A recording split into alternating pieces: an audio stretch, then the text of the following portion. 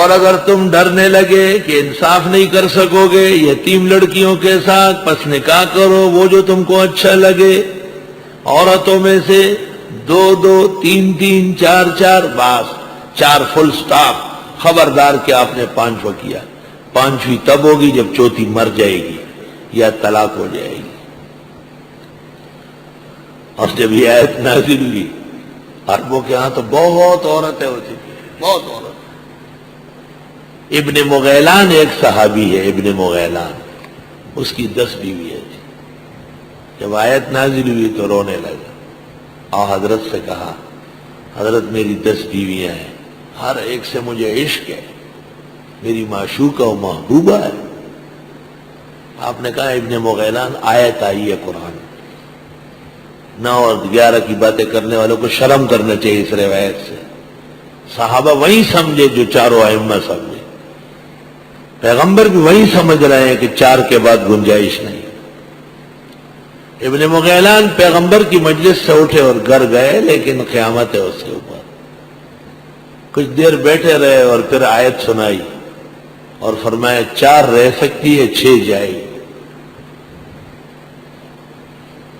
صحابہ نے دین پر بڑی محنت کی، بڑی قربانیاں دی۔ خود غور فرمائیے کہ آپ کے گھر سے آپ کی نکاح کی عورت باہر نکلے، اس کو اختیار ہے جہاں چاہے جائے، یہ آسان قربانی نہیں ہے۔ صحابہ کرام کو اس لیے قرآن جا بجا خراج تقسیم پیش کرتا ہے، کبھی کہتا ہے اولئک هم المؤمنون حقا، کبھی فرماتے عفی اللہ عنہم، کبھی فرماتے واللہ ذو فضل علی المؤمنین، کبھی فرماتے وَلَقَدْ عَفَا اللَّهُ عَنْهُمْ۔ کتنی ہے مہربانی ہے خدا کی۔ فَإِنْ خِفْتُمْ، پس اگر تم ڈرنے لگے کہ 2 کہاں رکھ سکوں گا، اللہ کو پتا تھا، اللہ تعدلوا، کہ انصاف نہیں کر سکو گے۔ انصاف بہت مشکل ہے۔ حدیث میں ہے کسی کی 2 بیویاں ہوں، ایک کی طرف مائل ہو دوسری کی طرف توجہ نہ ہو، قیامت کے دن جب یہ شخص آئے گا تو اس کے جسم کو فالج ہو چکی ہوگی، ایک طرف سے جسم کٹ گیا ہوگا، جھک گیا ہوگا، کیونکہ اس نے ایک بیوی کا حق مارا ہے، تلف کیا ہے۔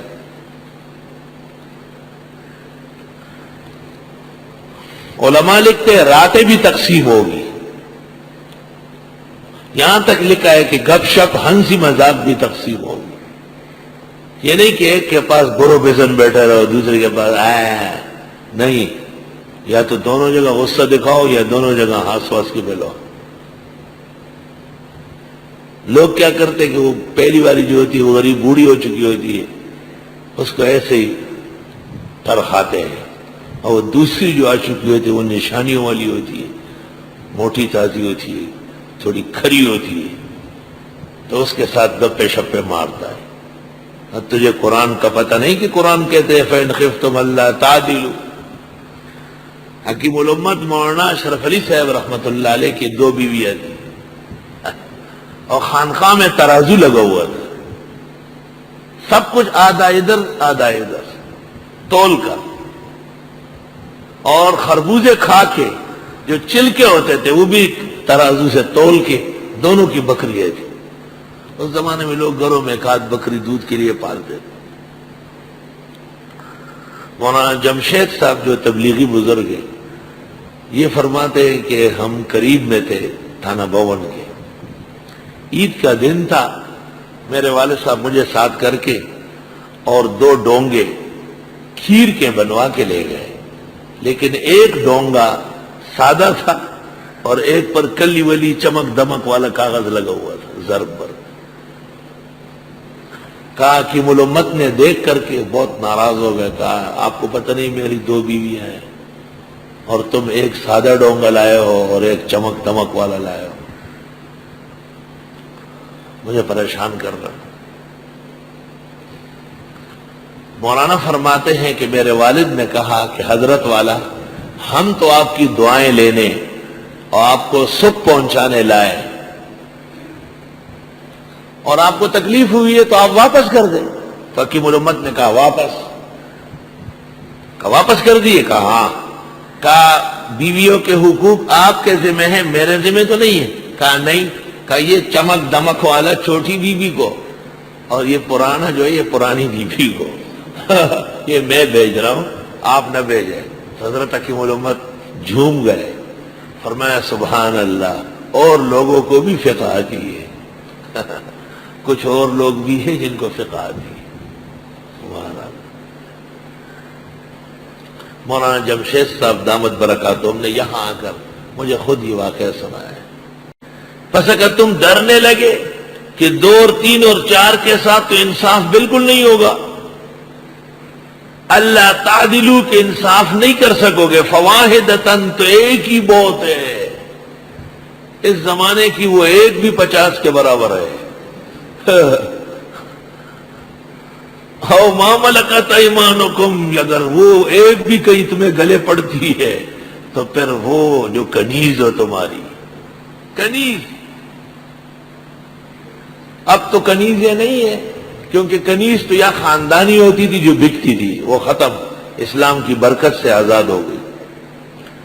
دوسری صورت باقی ہے کہ اسلام مسلمان کفار سے لڑے اور وہاں سے کافر عورتیں کتابیات پکڑی جائے اور امیر المومنین اور کمانڈر ان چیف کی اجازت سے مجاہدین میں تقسیم ہو جائے، تو ان کے مرد غلام اور ان کی عورتیں کنیز۔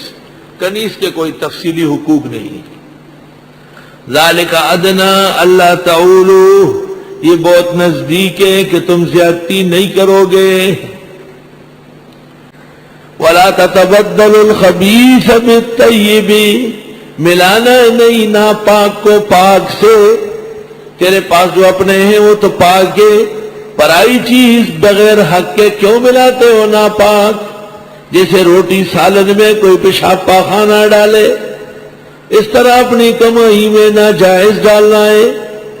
وَلَا تَأْكُلُوا أَمْوَالَهُمْ إِلَىٰ أَمْوَالِكُمْ، اور نہ کھانا ان کا مال اپنے مال میں ڈال کر۔ إِنَّهُ كَانَ حُوبًا كَبِيرًا، بے شک یہ گناہ بڑا ہے۔ حوب اسم کے معنی میں گناہ۔ وَإِنْ خِفْتُمْ، اور اگر تم ڈرنے لگے، أَلَّا تُقْسِطُوا فِي الْيَتَامَىٰ، کہ انصاف نہیں کر سکو گے یتیم لڑکیوں سے۔ یتیم لڑکی ہے، کوئی پوچھنے والا نہیں۔ کسی لڑکی کے ماں باپ رشتہ دار ہو تو وہ ڈنڈے سوٹے لے کے آئے، لیکن یہ تو یتیم عظیم، سہارا سر سے اٹھ گیا۔ اللہ اللہ، ایک یتیم لڑکی ہے، اس کے ساتھ تم نے نکاح کرنا ہے اور پھر ان کے حقوق کا بھی خیال کرنا ہے۔ فَانْكِحُوا مَا طَابَ لَكُمْ، پس نکاح کرو جو بھلے لگے تمہیں۔ یتیمہ کو رہنے دو، کوئی اور خواہ مخواہ مال بٹورنے کے لیے قبضہ کر رہے ہو۔